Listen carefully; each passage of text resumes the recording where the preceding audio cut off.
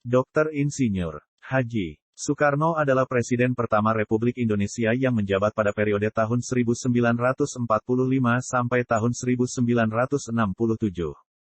Ia adalah seorang tokoh perjuangan yang berperan penting dalam memerdekakan bangsa Indonesia dari penjajahan Belanda. Ia adalah proklamator kemerdekaan Indonesia pada tanggal 17 Agustus tahun 1945. Kelahiran, tanggal 6 Juni tahun 1901, Peneleh, Surabaya, Indonesia. Meninggal, tanggal 21 Juni. Jangan kamu pernah merasakan bahwa cinta yang kamu rasakan itu membuatmu derita. Sungguh Tuhan memberikan cinta dalam hatimu adalah anugerah dan itu harus kamu syukuri. Tulislah tentang aku dengan tinta hitam atau tinta putihmu.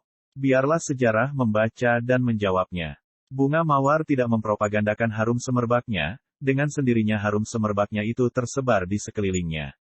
Dua sifat yang berlawanan. Aku bisa lunak dan aku bisa cerewet. Aku bisa keras dan laksana baja dan aku bisa lembut berirama. Jikalau aku misalnya diberikan dua hidup oleh Tuhan, dua hidup ini pun akan aku persembahkan kepada tanah air dan bangsa. Laki-laki dan perempuan adalah sebagai dua sayapnya seekor burung.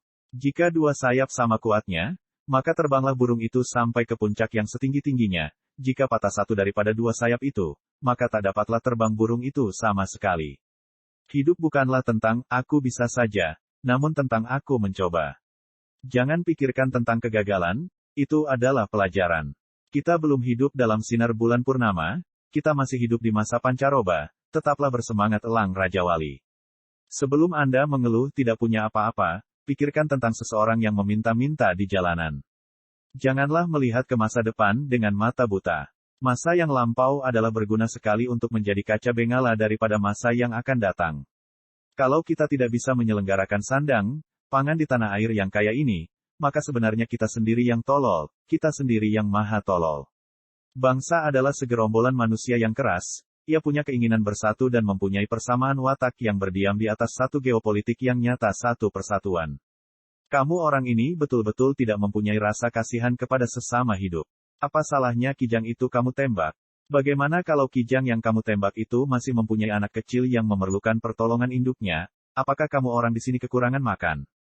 Saya katakan bahwa cita-cita kita dengan keadilan sosial adalah satu masyarakat yang adil dan makmur dengan menggunakan alat-alat industri, alat-alat teknologi yang sangat modern.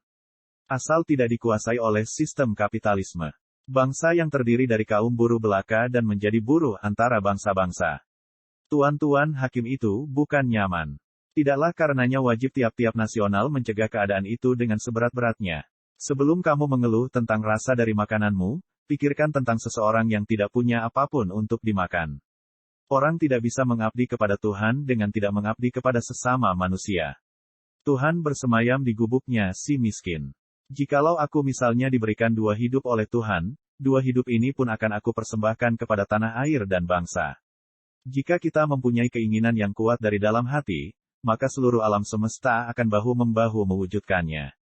Dari sudut positif, kita tidak bisa membangunkan kultur kepribadian kita dengan sebaik-baiknya kalau tidak ada rasa kebangsaan yang sehat.